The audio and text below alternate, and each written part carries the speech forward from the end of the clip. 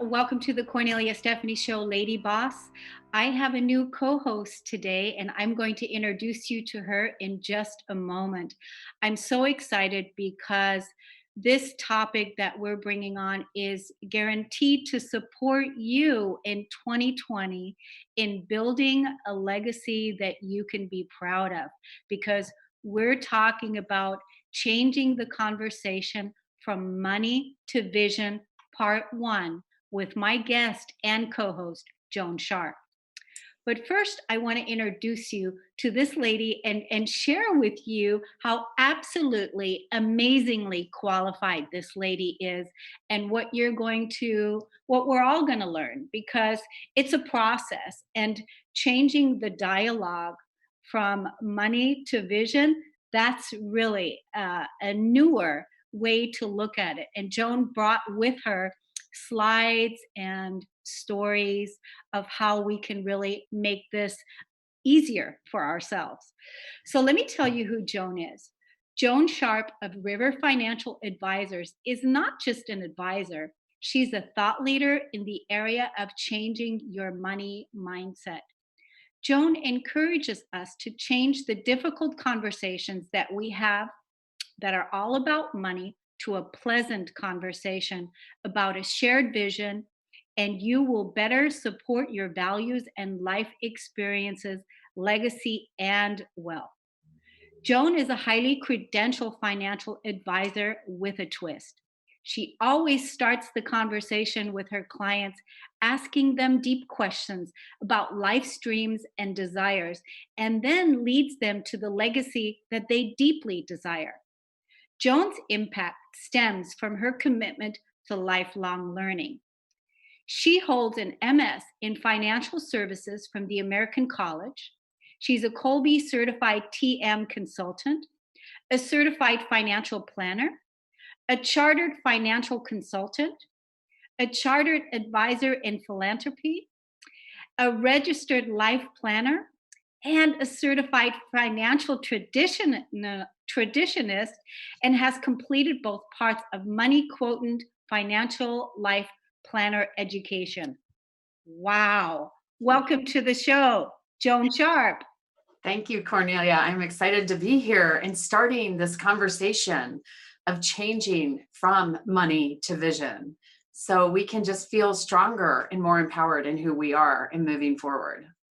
So when I met you, right away, when you and I met, I was, first of all, entranced by, your qualifications and what you're doing, what you're bringing to the world. And I was also captivated by that background that you have. So Yes. do tell us, ask us, share with us about the what the meaning of that backdrop is all about. Well, River Family Advisors is named River because we all come from a lake at the top of a mountain. And then we carve our own riverbed as we go down through life. And we go over rocks, and get rid of the family stuff, right? And also transition and change. And at the end, we're all back in the lake together again.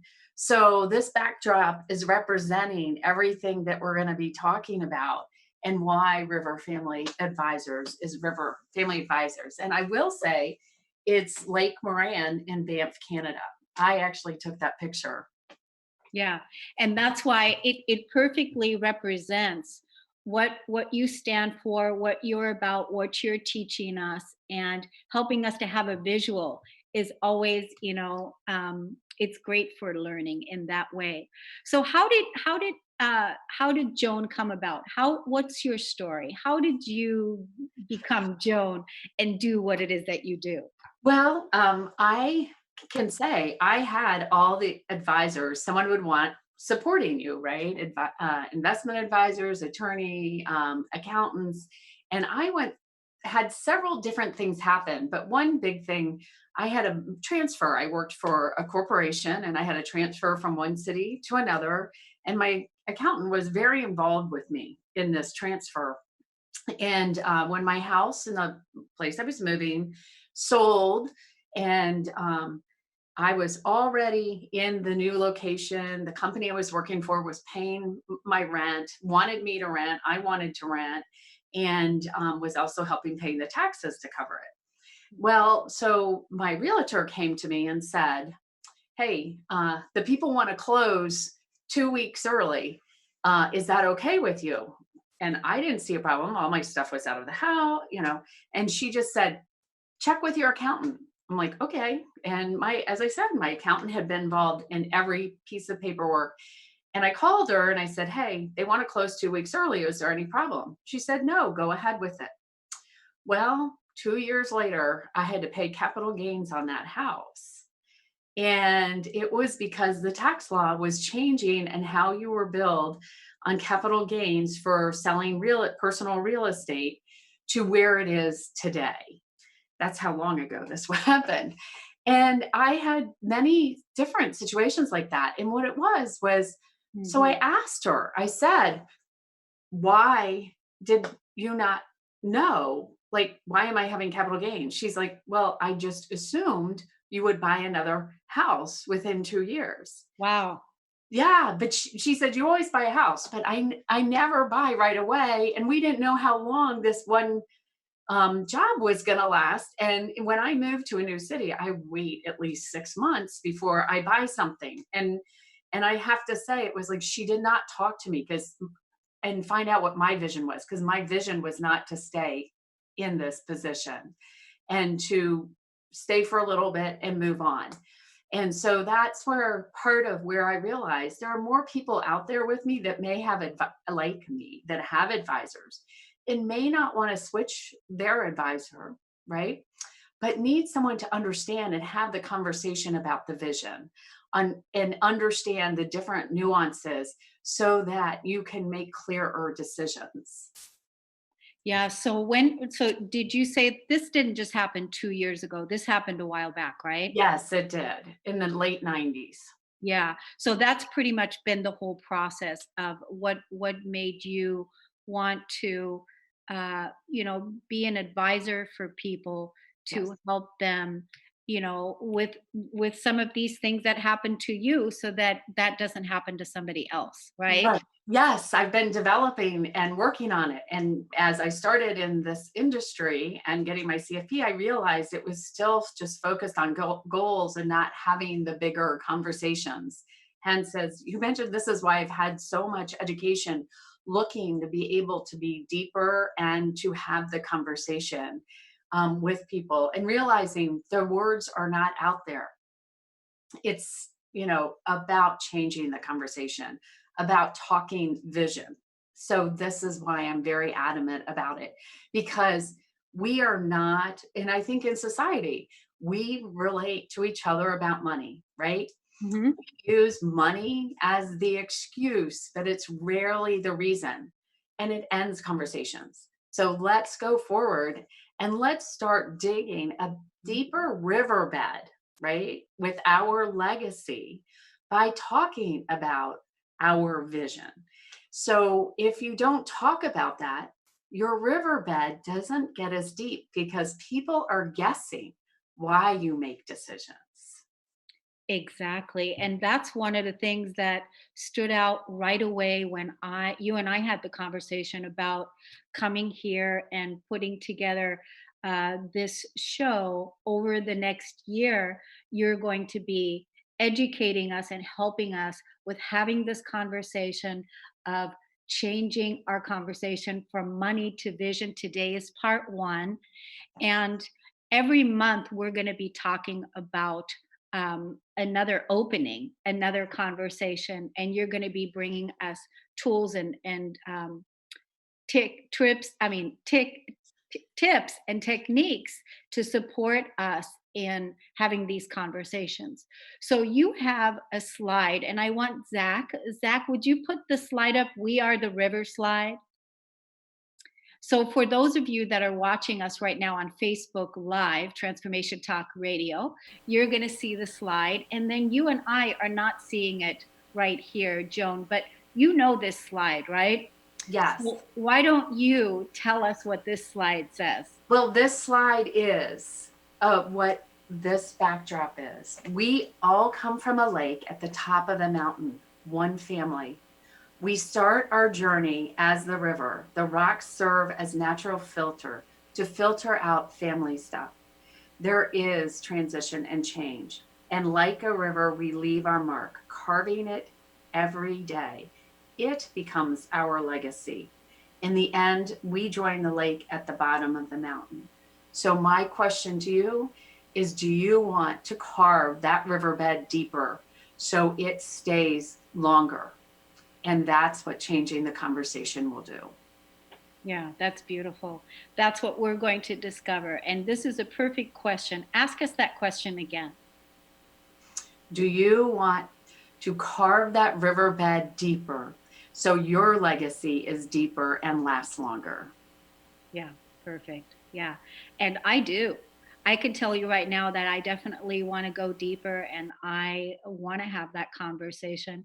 And I know that there's many people that might be tuning in today for the first time that are listening to this, that now is the time to really have that conversation. We're just beginning 2020 and it's the perfect time now to look at the legacy, the footprint that you want to leave on this planet and have that conversation and empower yourself because that's the other thing.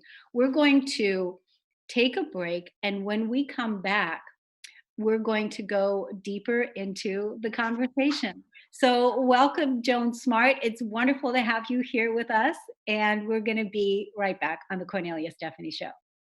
Welcome back to the Cornelia Stephanie Show. I'm with my new co host, Joan Sharp, not smart. I said smart, and that's because she's so smart. She is so smart. This lady is so smart, but I wanted to make sure that I have that correction. I earlier before we went to break, I called her Joan Smart, and her name is Joan Sharp. So I wanted to make that correction. I got it. Everybody else has got it. Okay, here we are. Now we're back and we're talking about the two sides of money. And we're going to also pull up a slide. And for those of you that are watching us live on Facebook, you're going to see this slide, the two sides of money. And I really highly recommend that if you're listening to this podcast later, to go to the YouTube channel, Cornelia Stephanie YouTube, and take a look at this slide because you're going to really see how she talks about this and how that's going to help you have a different conversation. So the two sides of money, what do you mean by the breath between the two? Well, let's start with what the two sides are is the analytical, which is your investments, your cash flow, tax planning, illegal documents, all the stuff that you try to separate and just be an Excel sheet with, right? Yeah. And then you have the personal side, which are your emotions and your values and what's important to you. And some people call that sometimes your irrational side, right? Yeah. And sometimes you just try to keep that separate and you argue with it. Well, what I'm talking about, instead of keeping them separate, let's put breath between the two. You really do it in your mind, but a lot of times we don't verbalize it and or we don't allow ourselves to breathe through the two together, when especially when it may be uncomfortable where you don't feel the two are matching, because that is where the conversation is in your head. So let's bring the conversation out. And that's what I mean by let's put breath between and stop resisting and maybe not talking well to ourselves about what we're thinking because the two may be in conflict. Yeah. So that's a really important distinction. The analytical side and the emotional side, Right. right? That's Yes. that's that's a really important piece because normally when we're talking about money or we're thinking about money, that's not what we think about at all. we don't think about the analytical side and the emotional side, Right. right? So this Yeah. is whole new it's a whole new way of opening to look at money, the two sides of money like you said. Yes. And also to look at and even ask yourself the question, how do you view it? What's your first thought? Do you first go to the emotional side or do you go to the analytical side? And it depends, right? What is it and what you're doing, right? So some people, let's just say you're outside shopping and you see the best pair of shoes, especially since we have women on this call, Yeah. right? Or a piece of jewelry, and you just look at it and you're like, oh my gosh, that would pull all those outfits I have together, right? Or make new outfits. Or else you're like, oh my God, those are so expensive. That would be so ridiculous, even though I would wear them every day, right? And then you bad talk yourself. So if you've already got together what is your vision and what you're trying to accomplish, then maybe you won't fight or bad talk yourself. Have you ever done that when you've been shopping and you see something and you're like, and it may just be you're planning on buying it, right? And it may just be $50 over budget, but it is exactly what you need. But then you start talking bad to yourself. Have you ever had something like that? Oh yeah. I mean, that's definitely something that we do that has been that we've been conditioned by, Yeah. and it's kind of automatic Mhm. because you know of again the belief that's underlining there somewhere that says we can't afford it and we talk ourselves out of it, Right. and then we do this whole thing and keep ourselves in contempt or whatever and and Right. respond in a way that isn't very kind and isn't very loving. Right. So isn't putting the breath between it and honoring this solves what I was looking for, and this is what I'm going to do. It is a priority, or saying, you know what? That really wasn't a priority and I want to do something else. So now we're putting some breath between it instead of the resistance of it. I mean, think, and also some people don't go and look at their checking account after they do something like this, or don't open the mail of the credit card, and all you're doing is hurting your inside um, and not taking care of yourself, right? Because taking care of that analytical side of you is also taking care of your personal side. Yeah, because in truth, what happens if you don't look at it and put the breath, place the breath in between? If you don't look at it, it most likely will wake you up in the middle of the night, 2 o'clock in the morning, because it's the elephant in the room that wants to be seen, and there's really nothing to be afraid of Right. when we are willing to look at it, Right. um, look at it from the place. Here's the analytical part, here's the emotional part.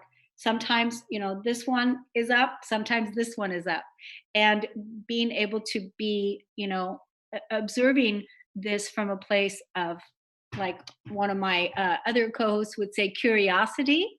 Yes. There you go, from a place of curiosity rather than bad mouthing yourself or talking bad to yourself. Yeah, and also it can be, and this happens even if you have plenty of money to pay it. It's still a game we play with ourselves.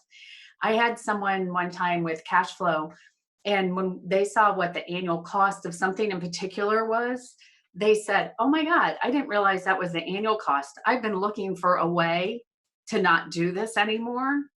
There was the emotional, but had to use the money as the excuse. She was fighting with herself about letting go of it. And for some reason, by seeing the annual number, helped give her the voice and the breath between the two.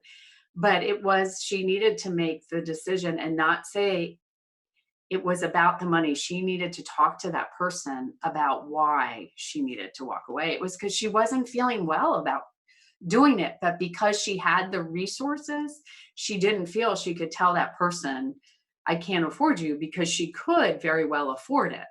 It was just not satisfying anymore. So that is an opposite when you keep paying for something because you can't say, I can't afford it.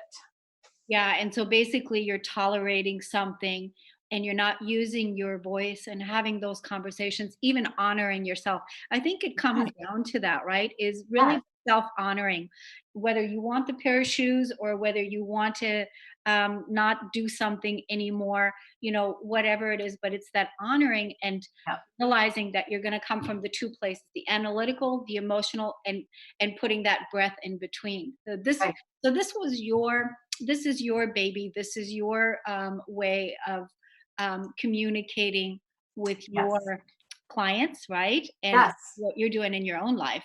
Yes. And starting that conversation right in the middle where the overlap is, where the breath, putting that breath in and starting that conversation there. Yes. I don't, yes, I am not the person you can say we can't afford it to, because then it's like, really, what's going on? What's really going on? That's so good. I know later on in the show we're gonna be showing a slide. I Yeah. Yeah, we're gonna be showing a slide about the islands, and y'all are gonna love this because it's really great. When you and I were talking before, even before the show, we were talking about for the mothers and the parents that are raising children to not raise your children from planting that seed right off in the beginning when they're young by saying they can't afford it, because later on what's going to happen, what we Yeah. can't afford it, is that this is a condition that we have to undo Right. because it's a story that we're going to tell over and over and over again, and we don't want to do that. So it's really about being conscious and putting that breath in between and having those conversations, right? Right. And if you say that, then people only think of you as about money.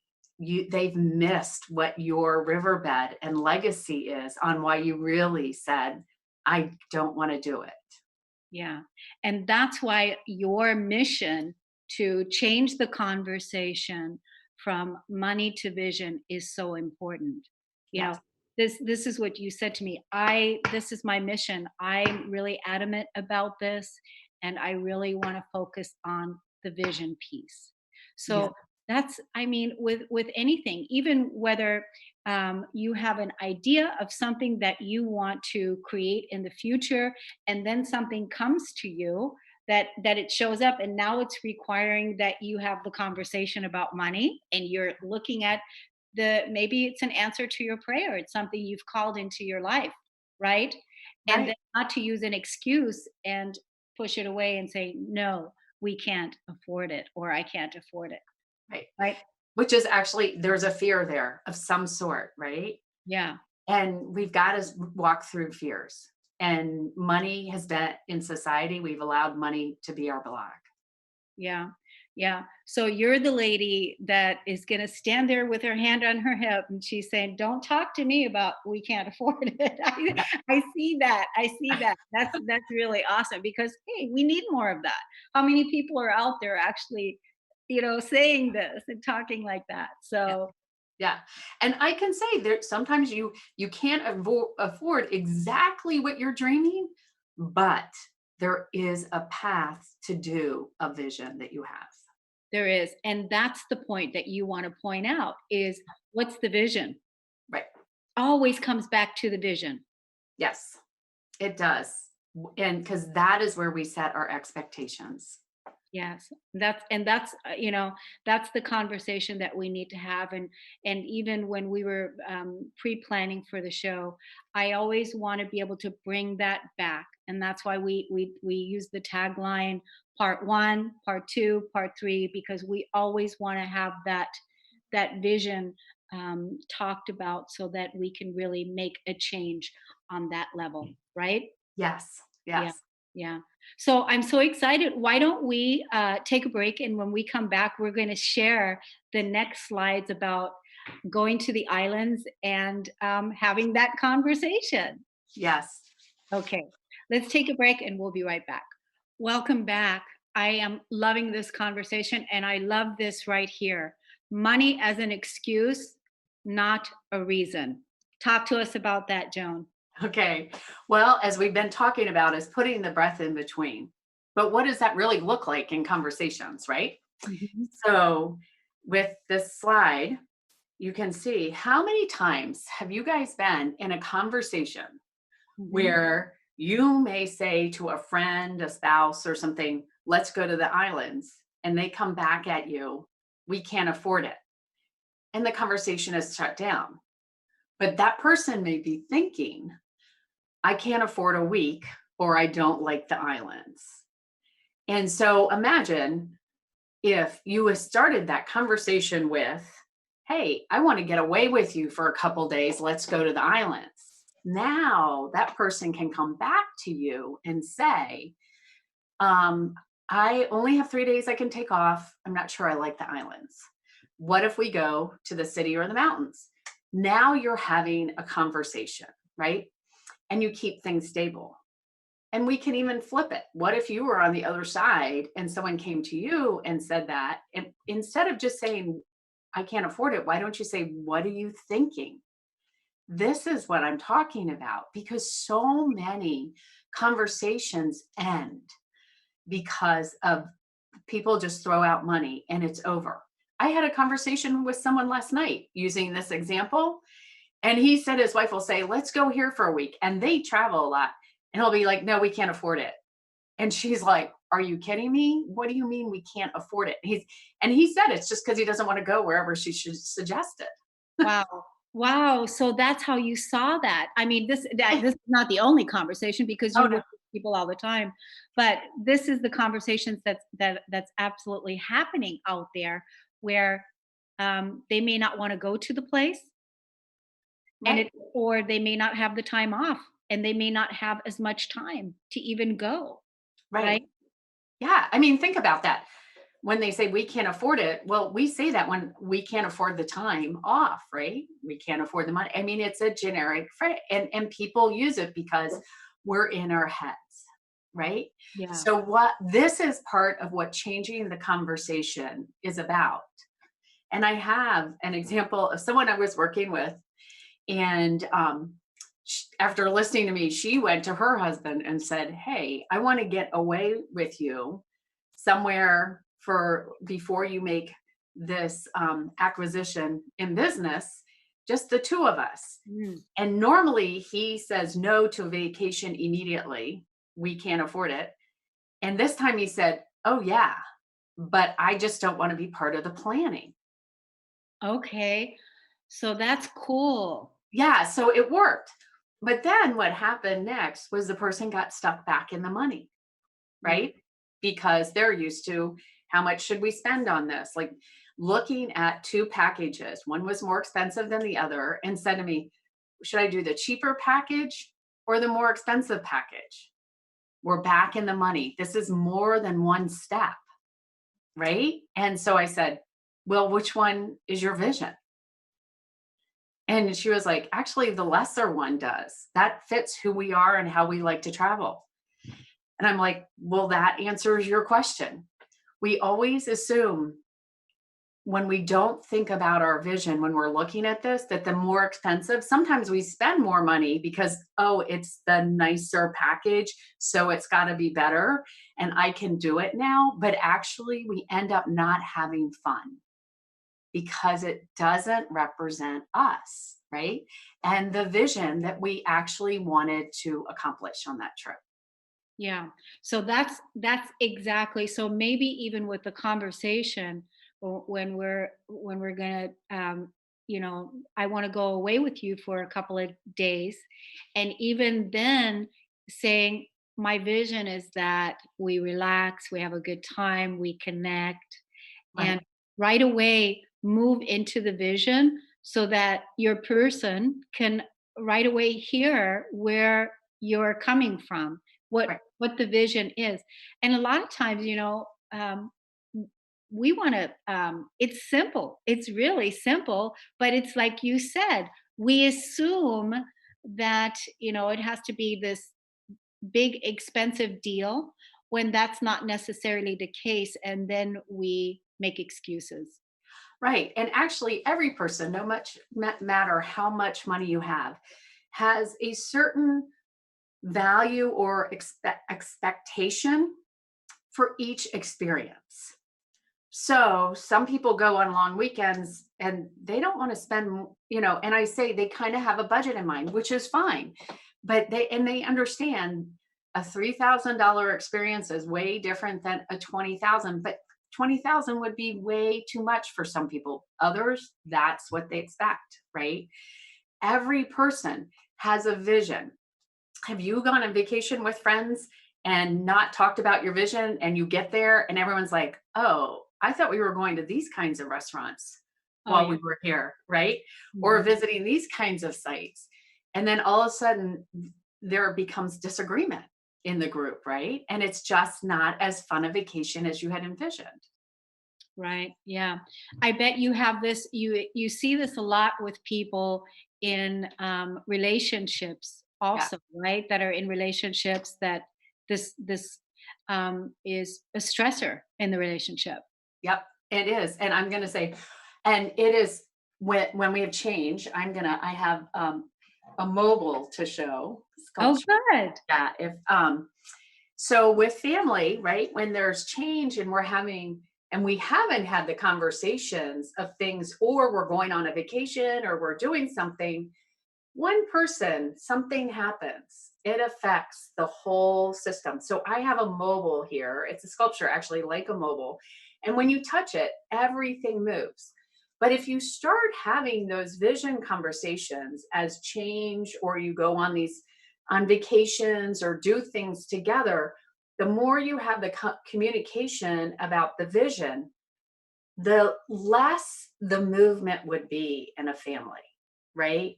Because more there's gonna be movement, because if you have teenagers, you always know someone's gonna be disappointed, right? But you have your in-laws or something. It will be a little less movement if everyone lays out their vision and prior to doing something.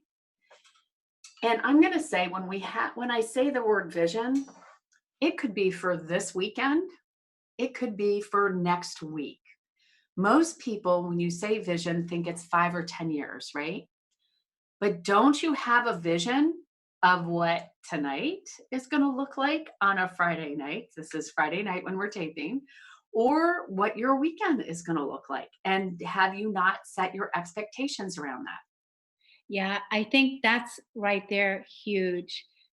I really don't feel like people are thinking vision. I think a lot of times people just think of, I have to do this, I have to do this, I have to go here, I have to do this. And they're not thinking of the vision. They're not doing that. And that's why I think this is such an important topic to keep, to, flip this and change it, to really, be more co-creative and be more in your vision, and even talk about my vision for this call, my vision for this experience, my vision for dinner tonight, for Yeah. vacation, and that to get everybody involved in the conversation. What's your vision, to make it fun, Yes. because we're having a collaborative effort, right? Right. And a conversation. And then, and people can say, I really want to go here, but I can't afford this. So you have friends, I'm sure, that have more money than other friends and you like doing things. So it's like, okay, what's the experience? And the one with most money may say, well, I'll cover you, but that's not what the other person wants. They want to be able to stand within themselves. So it could be you go, and how is this gonna look? And how are we gonna do this? So we are all enjoying it together without anyone feeling uncomfortable. And I'm gonna say, because people say money is personal, right? So Mhm. I'm asked, is it really the money that's personal? Because we talk money all the time. It's always a reason, right? But so is it our vision that's personal? We never talk about that. But our vision is really our legacy that we're leaving. how we see the world and how we make decisions.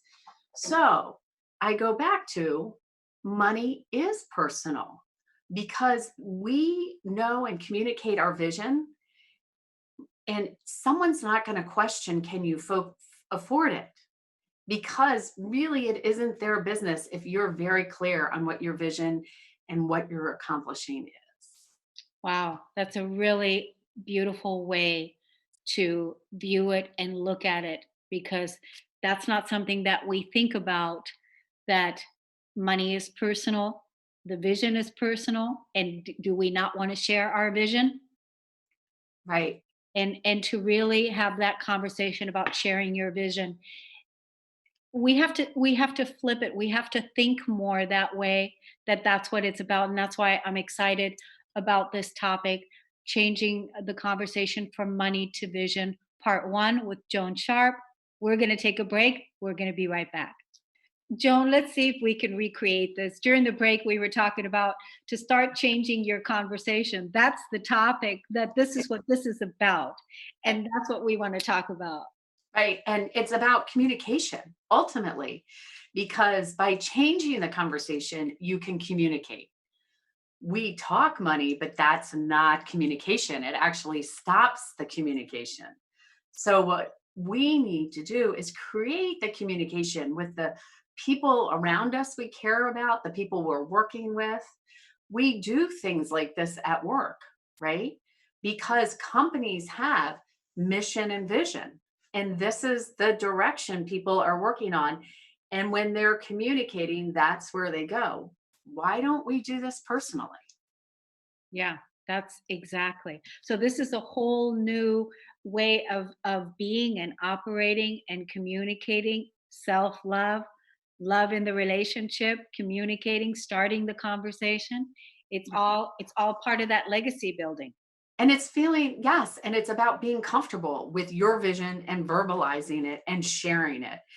Because really, even though you may not talk about it or be scared to talk about it, it's how you ultimately show up every day, or you miss showing up every day. Oh, that's good. That's really good. It's how you show up every day, or you miss how you show up every day. Yeah. Really good.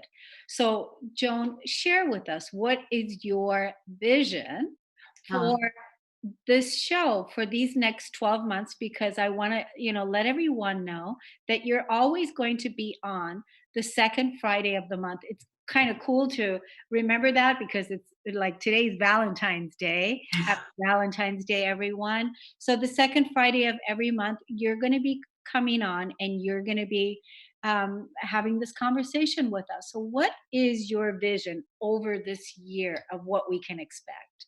Well, my vision is, first of all, to talk to people and have people as guest speakers too that think similar and may have their own situations and things and ways they're working, and understanding how important these conversations are and the difference they make in the way they show up with themselves and their families, and people that support people. One of our guests is going to be Susan Axelrod, who is the confident coach.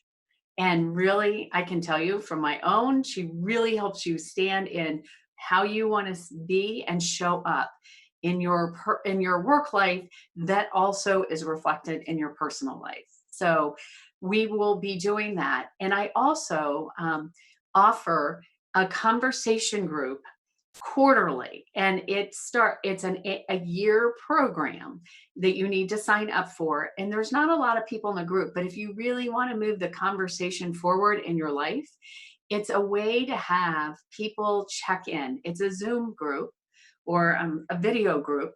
Check in, and I have conversations on, and I set up tools and homework for people to do, and also help them understand how they communicate.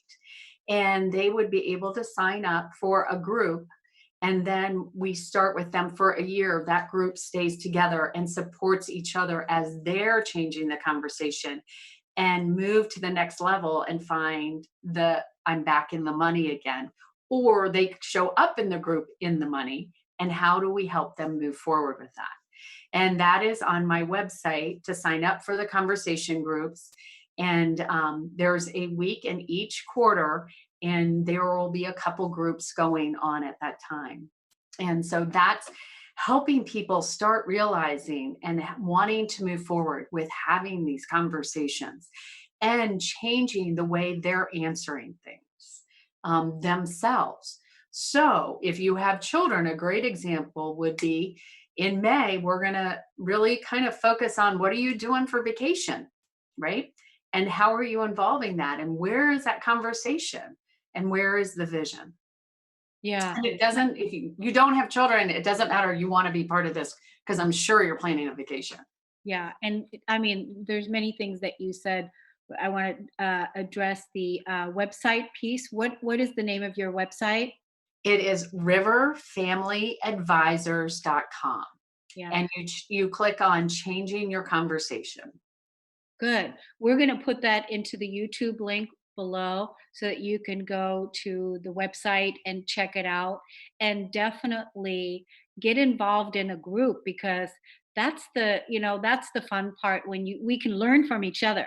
We learn from each other when we can, and we know that it takes a while to shift habits, shift patterns, and shift conversations.